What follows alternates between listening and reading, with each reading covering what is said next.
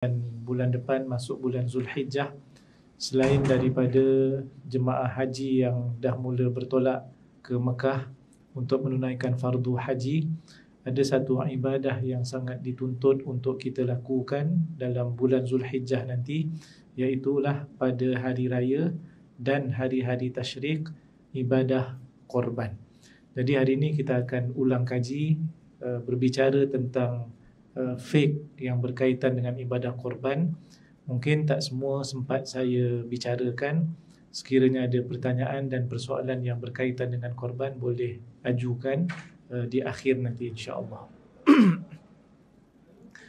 Yang pertama sekali berkaitan dengan nama ataupun tajuk ibadah korban dalam kitab mazhab Asy-Syafi'i ini ialah al-udhiyah.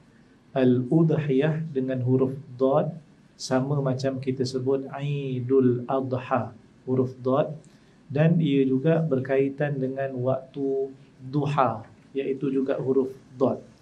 Kenapa ada kaitan yang sangat rapat di antara Aidul Adha, al-udhiyah, nama ibadah ini dalam kitab mazhab Syafi'i, dan juga waktu duha? Kerana ia berkaitan dengan sembelihan haiwan yang disebut berkorban. Peserta korban berkorban hartanya di jalan Allah Ta'ala, dan kebiasaannya sembelihan haiwan korban itu dilakukan pada waktu duha. Jadi itu kaitan. Adapun definisi dalam mazhab Asy-Syafi'i, al-udhiyah itu ialah ma yuzbahu, apa-apa daripada haiwan yang disembelih, minal ibili wal baqari wal ghanami wal ma'is, binatang yang disembelih daripada jenis unta ataupun lembu ataupun kambing biri-biri ataupun kambing biasa, taqarruban ilallah, niatnya adalah mendekatkan diri kepada Allah Subhanahu wa ta'ala, yaumal Eid, iaitu pada hari raya. Hari raya di sini merujuk kepada hari raya korban. Maksud hari raya yang disebutkan dalam definisi ini juga termasuk 3 hari tasyrik, iaitulah 11 hari bulan, 12 hari bulan, dan 13 hari bulan Zulhijjah. Seterusnya dalil pensyariatan ibadah ini. Yang pertama adalah dalil daripada ayat Al-Quran, surah Al-Kawthar, ayat yang kedua. Allah Ta'ala berfirman, A'udzubillahi minasyaitonirrajim, fasalli li rabbika wanhar, maka tunaikanlah solat kerana Tuhanmu, dengan maksud solat sunat Aidul Adha, wanhar, dan sembelihlah binatang korban sebagai tanda syukur. Itu daripada Al-Quran. Adapun dalil daripada hadis Nabi SAW, sebagaimana diriwayatkan bahawa anna Nabi SAW dhaha bikabshaini amlahaini aqranaini dhabahahuma biyadihi wa samma wa kabbara wa wada'a rijlahu ala sifahihima. Diriwayatkan dalam Sahih Bukhari dan juga Muslim, adalah Nabi SAW melakukan korban 2 ekor kibash, 2 ekor biri-biri, warnanya putih, dan kedua-duanya sudah ada tanduk, maknanya sudah mencapai umur tertentu. Dan Nabi SAW sembelih sendiri dengan tangannya yang mulia, dan Nabi menyebut Bismillah, Allahu Akbar, wasamma wa kabbara, iaitu menyebut Bismillah, Allahu Akbar. Seterusnya dalam riwayat juga menyebut bahawa Nabi meletakkan kakinya di atas tengkuk binatang itu, iaitu kibash, untuk bagi stabil dan mudah untuk disembelih. Seterusnya hikmah daripada ibadah korban ini. Dalam kitab Al-Fiqhul Manhaji alal Madhabil Imam Asy-Syafi'i, pengarang menyebut, yang pertama hikmahnya adalah perlu diketahui annal udhiyata ibadatun, bahawa korban itu adalah satu ibadah. Ibadah bermaksud kalau buat maka dapatlah pahala. Dan bila sebut ibadah juga, ia terikat dengan peraturan dan juga ketetapan syarak.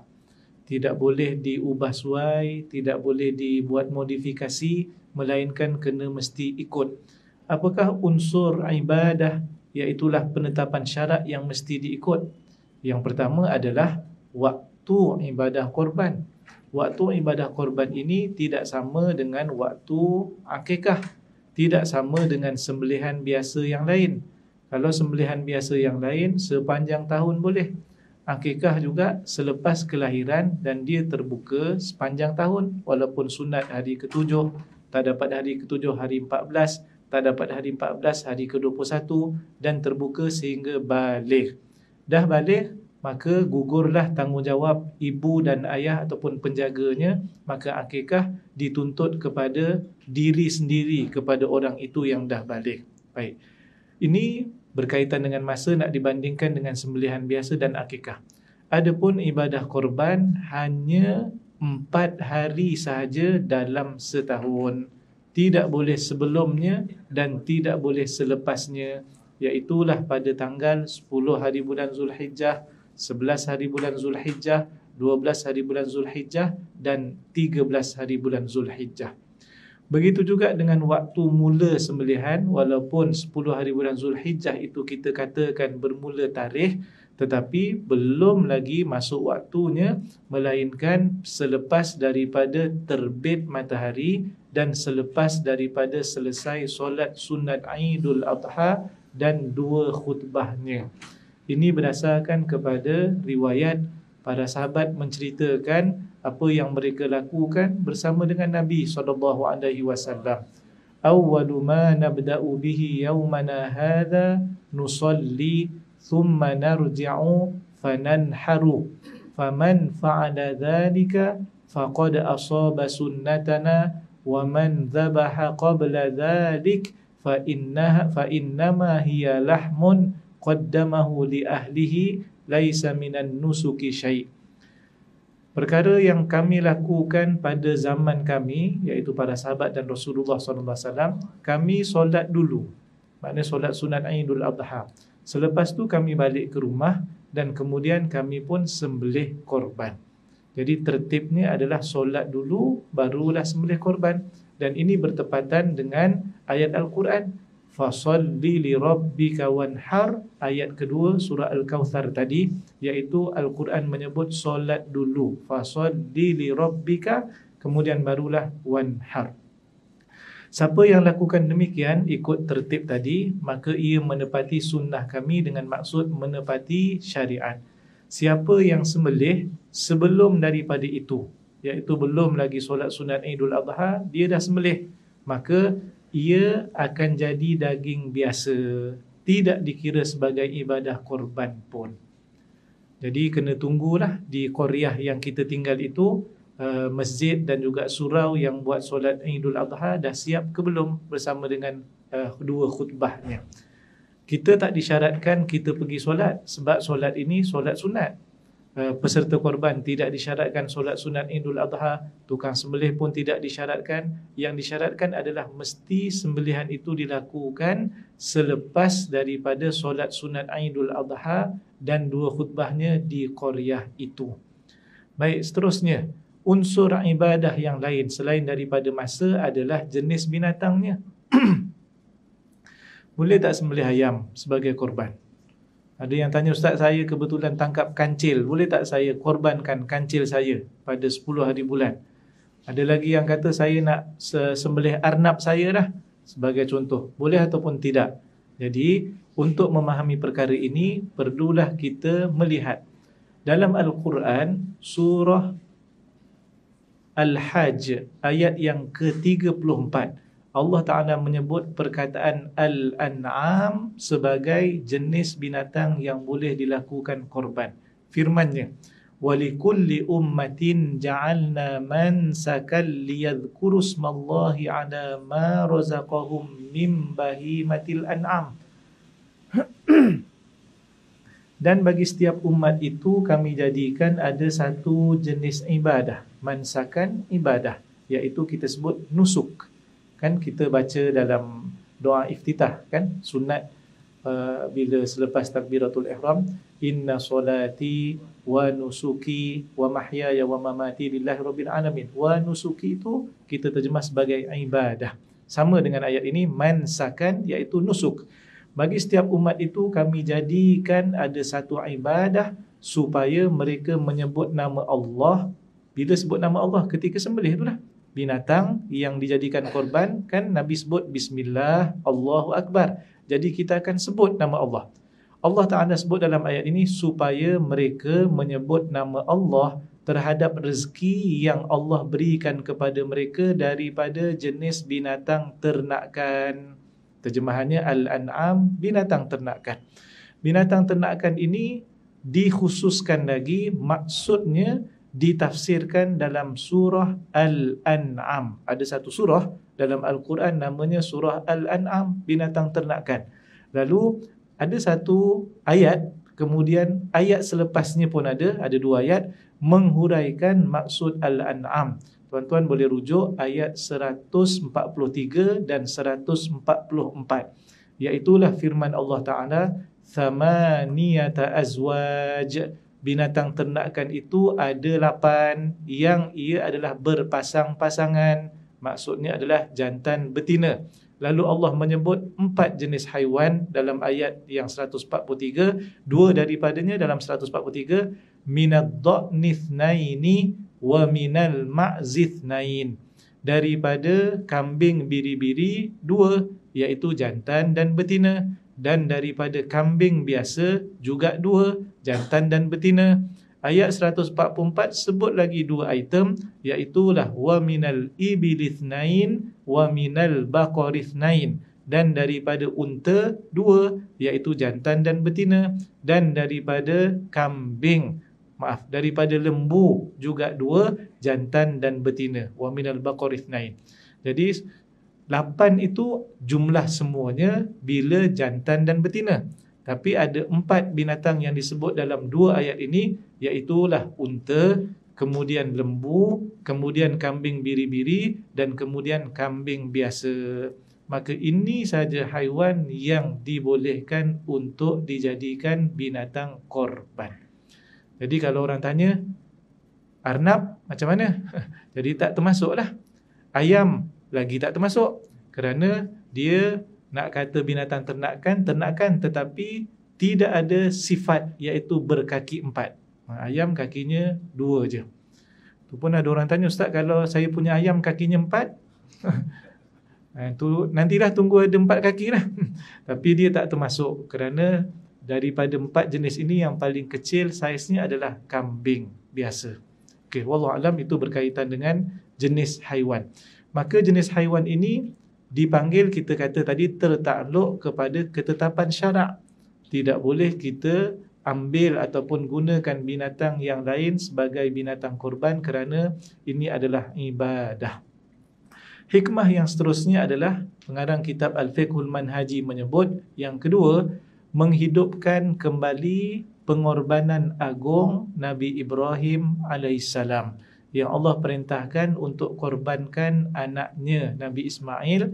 Akhirnya dia telah membenarkan apa yang dilihat dalam mimpinya, iaitu wahyu Allah Ta'ala, dan Allah Ta'ala telah ganti dengan seekor kibas. Jadi sejak daripada itu korban adalah binatang, bukannya orang. Jadi di sini sebenarnya menuntut kepada kita sebagai seorang mukmin dan sebagai seorang muslim untuk sentiasa berkorban. Korban ini biasanya sesuatu yang kita sayang. Kita sayang dengan harta kita. Siapa yang tak sayang? Kumpul bukan main lama, nak cukupkan RM500, RM600, RM800, korban. Kita pun niatkan sebagai korban, beli satu bahagian, kemudian niatkan sebagai mendekatkan diri kepada Allah. Sayang ke tidak duit kita? Sayang. Kalau ikut-ikut boleh beli banyak perkara lain lah. Tetapi kerana ia ibadah, kita ingin fadilat, maka kita korban. Bila sebut korban saja, mesti kita akan terkenang asal pensyariatan ini berkaitan dengan kisah Nabi Ibrahim alaihissalam. Yang ketiga, hikmahnya adalah di dalam ibadah korban itu ada unsur ataupun ada satu program yang Allah telah jadikan untuk ibadah korban ini membantu dan menolong orang-orang fakir dan orang miskin. Kerana apa?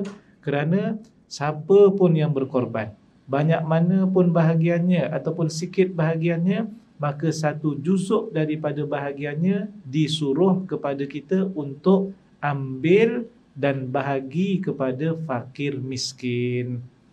Model mana yang kita nak? Contohnya, boleh saja daging korban itu kita makan banyak, kemudian dengan syarat sedekah sedikit.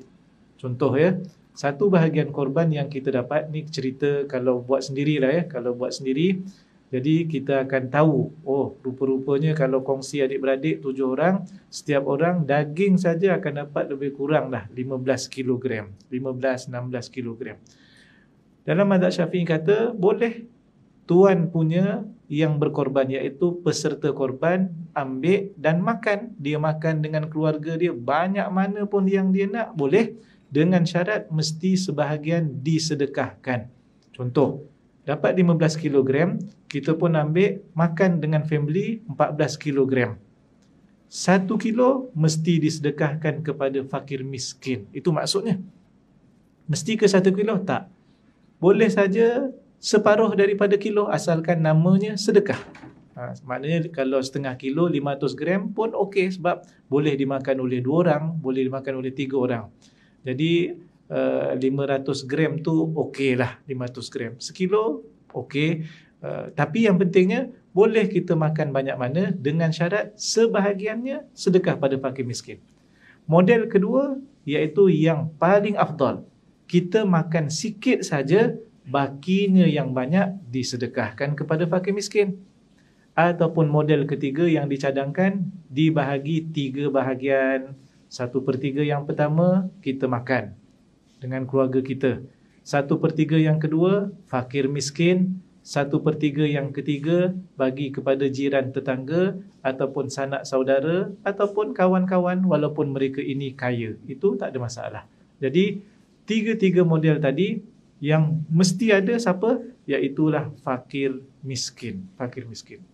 Seterusnya, itu yang disebut hikmah dan fadilat, iaitu ibadah korban itu membantu orang-orang miskin. Kemudian tambahan daripada fadilat, kelebihan melakukan ibadah korban ini, ada satu riwayat daripada Zaid bin Arqam dalam Mustadrak ala Sahihaini, Imam Al-Hakim berkata, para sahabat Nabi SAW, ya Rasulullah, ma hadhil adahi, wahai Rasulullah, korban ni apa dia? Maknanya berkorban ni dapat apa? Lebih kurang macam tu ya. Ma hadhil adahi. Kemudian Nabi pun jawab kepada para sahabat, sunnatu abikum Ibrahim. Ia adalah sunnah bapa kamu, iaitu Nabi Ibrahim alaihissalam. Kemudian para sahabat tanya lagi. Qalu fama lana fiha ya Rasulullah. Apa yang kami dapat pada ibadah korban ini, wahai Rasulullah? Lalu Nabi pun jawab, bikulli sya'ratin minas suf hasanatun. Setiap helaian bulu daripada binatang itu satu kebajikan. Jadi kalau binatang tu kambing biri-biri sebagai contoh, berapa helai semua sekali? Cubalah nak kira. Setiap daripada helaian bulu itu satu kebajikan. Dan kita tahu kaedah biasa dalam ayat Quran kita jumpa, hadis yang lain kita jumpa, wal hasanatu bi asyri amsalha, dan satu kebaikan dan satu kebajikan itu nilainya adalah sama dengan 10 kali ganda. Jadi kalau satu bulu satu kebaikan, kalau ada 1000, kalau ada 2000 helai dan seterusnya, ini masya-Allah. Begitu juga dengan riwayat yang menyebut bahawa setiap daripada helaian bulu itu adalah keampunan daripada Allah Ta'ala, pun ada riwayat begitu. Begitu juga pengampunan Allah Ta'ala berdasarkan kepada darah yang mengalir daripada haiwan itu, berdasarkan hadis daripada Fatimah radhiyallahu anha. Fatimah, Nabi kata, wahai Fatimah, berdiri, bangun dan tengok sembelihan binatang korban kamu dilakukan. Maknanya yang sembelih orang lain, peserta korbannya adalah Fatimah, anak Nabi SAW. dan Fatimah Nabi suruh bangun, berdiri dan tengok. Ini menunjukkan bahawa sunnah kepada peserta korban melihat binatang korbannya ketika disembelih. Sunat untuk tengok. Jadi jangan lepaskan peluang. Kerana dalam hadis menyebut bahawa fa inna laki, merujuk pada Fatimah, sesungguhnya untukmu wahai Fatimah, bi awwali qatratin min damiha maghfiratun likulli dhanbin. Titisan darah haiwan itu yang pertama, pada waktu itulah keampunan bagi semua dosa kamu. Jadi ini kelebihan. Sebab itu ada peluang berkorban, kita berkorban, jangan lepaskan. Hukumnya adalah sunat muakkadah, dia tak wajib, cuma dengan fadilat yang begitu banyak. Ada lagi yang menyebut dia akan datang pada hari kiamat nanti sempurna dengan tanduknya, dengan kukunya dan kulitnya. Ini menunjukkan bahawa ia akan menjadi tunggangan kepada peserta korban itu pada hari akhirat nanti. Ada yang kata ketika melintas titian sirat, ada yang kata bukan ketika melintas. Yang penting Allah Ta'ala hidupkan balik binatang itu untuk menjadi tunggangan. Kita ni kalau lift rosak pun, ya Allah, seksanya kalau kat bangunan Jaiz tu lah. Semalam sekali rosak 3 semalam. Mujurlah turun. Turun tu pun dah mengeluh. Maknanya kenderaan, lift tak ada, kenderaan tak ada. Kita akan teringat betapa pentingnya kenderaan, betapa pentingnya lift dan semua kita. Lagi-lagilah musim panas begini. Hari akhirat bagaimana? Panas-panas kita boleh pergi mall, tak nak beli barang pun tak apa. Rasa dah sejuk juga kat aircon mall tu kan. Tapi pada hari akhirat bagaimana? Yang Nabi kata jarak matahari seakan-akan sejengkal daripada kepala kita. Yang berpeluh berbeza-beza. Ada yang peluhnya sampai setakat paras betis, ada yang peluhnya sampai setakat paras pinggang, ada yang peluhnya sampai setakat paras leher dan seterusnya. Jadi suasana-suasana ini diceritakan dalam riwayat. Sukar untuk kita maknanya bayangkan kat dunia, tak mungkin berlaku sebab kita di alam dunia ini perkara-perkara itu tidak ada. Tetapi riwayat menyebut maknanya alam lain, iaitu alam akhirat nanti, alam barzakh, kita sangat memerlukan kepada amalan-amalan yang akan menjadi, iaitulah peneman kita, yang akan menjadi, iaitu juga sebagai kita kata penebus ataupun bantuan kepada kita pada hari akhirat nanti, insya-Allah. Seterusnya, berkaitan dengan waktu sudah, syarat bagi binatang korban selain daripada al-an'am, iaitulah 2 syarat lagi, umurnya dan juga tidak boleh ada kecacatan ataupun aib yang boleh mengurangkan daging binatang itu. Yang pertama dari segi umur, bagi unta, umur yang disyaratkan adalah cukup 5 tahun masuk tahun ke-6. Lembu dan kambing biasa cukup umurnya 2 tahun dan masuk tahun ke-3. Adapun kambing biri-biri cukup umur 1 tahun atau gigi hadapannya telah gugur mana sampai dulu. Kalau masih tak setahun tetapi gigi hadapan sudah gugur, ini sudah boleh dijadikan korban. Maknanya kalau binatang korban yang dinyatakan tadi belum cukup umurnya, maka tidak sah untuk dijadikan korban. Yang kedua adalah syarat tidak ada kecacatan yang boleh menyebabkan berkurangnya daging binatang itu. Ini berdasarkan kepada hadis yang diriwayatkan daripada Al-Barra' Ibn Azib, menyatakan bahawa Nabi bersabda, arba'un la tujzi'u fil adahi. 4 perkara tidak boleh pada binatang korban. Maknanya kalau dibuat korban tidak sah, tak cukup syarat. Yang pertama adalah al-awra al-bayyinu awruha, wal maridatu al-bayyinu maraduha, wal arja al-bayyinu arjuha, wal ajfa allati la tunqi. Yang pertama, yang buta ataupun tidak boleh melihat, yang memang jelas dia buta ataupun binatang itu tak boleh melihat. Yang kedua adalah yang berpenyakit, ada penyakit yang sangat maknanya jelas penyakitnya. Yang ketiga, tempang yang sangat jelas. Yang keempat adalah yang sangat kurus, sehingga menyebabkan dia seakan-akan tidak ada otak, kurus sangat, jadi macam tak waras binatang ini. Semua ni bila dilihat akan menyebabkan kepada dia tidak makan, cukup makan. Kerana buta, kawan-kawan lain dah makan, dia mungkin tak sampai lagi tempat rumput. Kalau dah sampai pun mungkin rumput yang elok dah habis. Kalau dia tempang, memang dia lambat daripada orang lain. Kalau dia sakit, memanglah kita pun sakit, tak selera nak makan. Kalau tak waras, ini lagilah, tak tahu dia makan ke tak makan. Ini semua menyebabkan tidak cukup ataupun berkurang dagingnya. Maka dalam mazhab Asy-Syafi'i dikiaskan semua kecacatan yang boleh menyebabkan berkurang dagingnya, maka tidak sah dijadikan haiwan korban.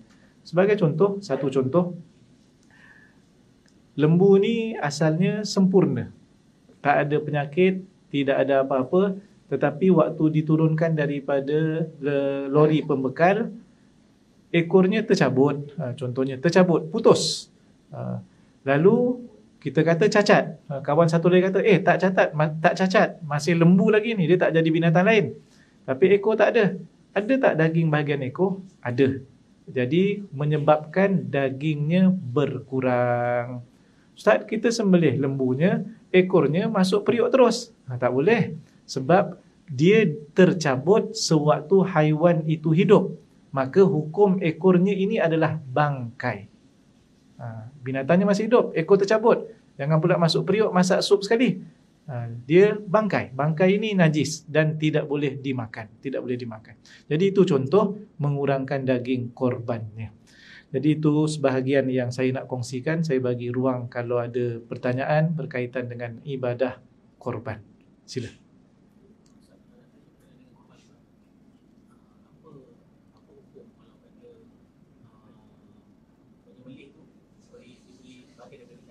Ya, terima kasih. Apa hukum penyembelih diberi bahagian daripada daging?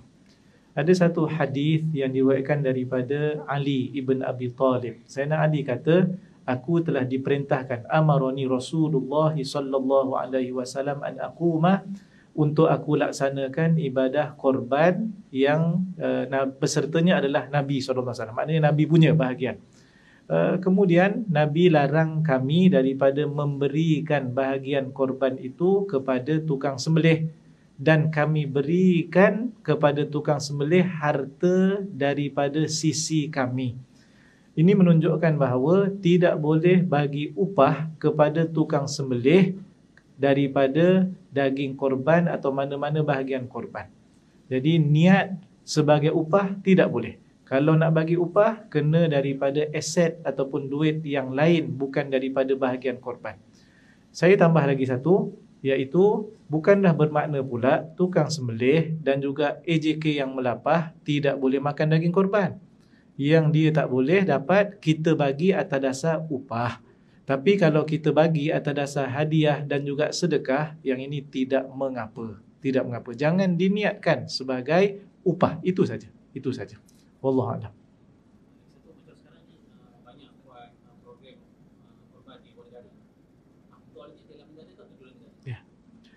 Banyak program buat korban di luar negara. Maknanya kita wakilkan kepada satu-satu agensi, korbannya di satu negara dan juga seumpamanya. Soalannya, afdal di luar negara ke di dalam negara? Ini berbeza-beza keadaan daripada seorang dengan seorang yang lain. Kalau seseorang itu memang duitnya cukup, dalam negara pun dia dah buat 3-4 tempat, kemudian dia nak buat lagi di luar negara, ini okey, dia dapat fadilat. Cuma yang di luar negara mungkin tak dapat fadilat sunat melihat, sebagaimana hadis Fatimah tadi. Tapi ada yang kata, dia kata, Ustaz, agensi saya dia buat video conference, memang boleh tengok juga. Ya dapat, Alhamdulillah.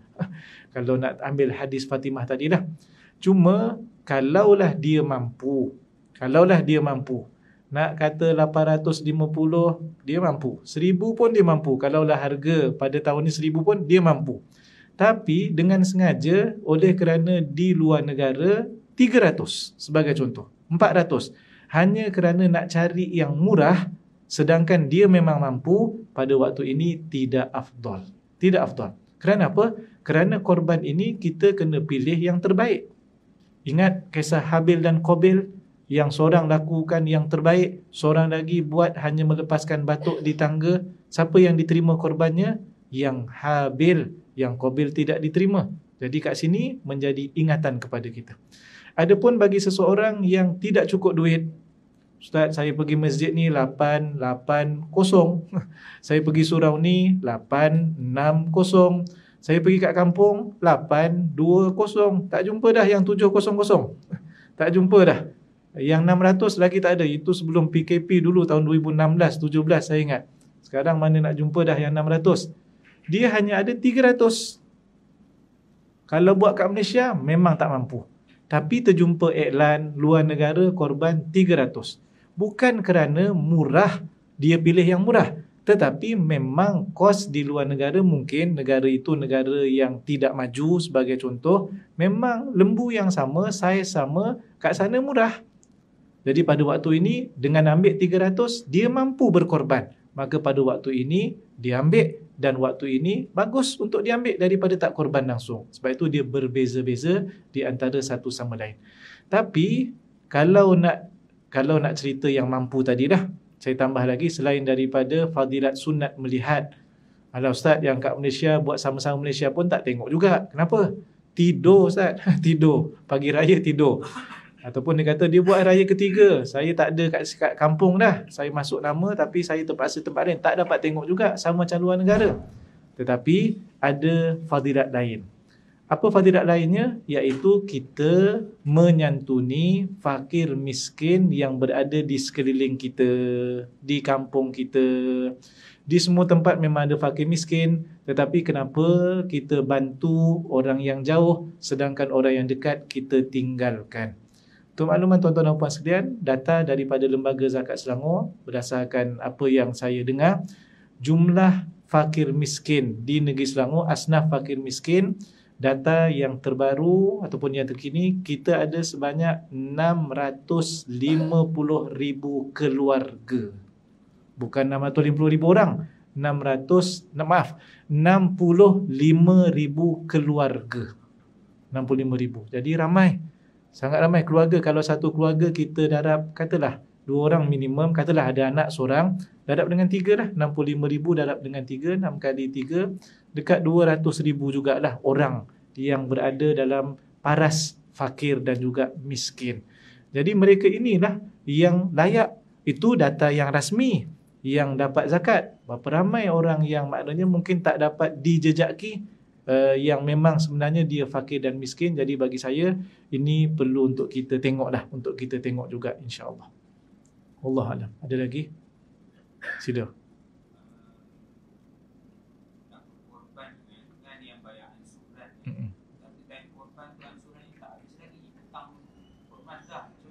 Okey. Terima kasih abang yang bertanya berkaitan dengan ambil satu bahagian tapi bayarannya secara ansuran.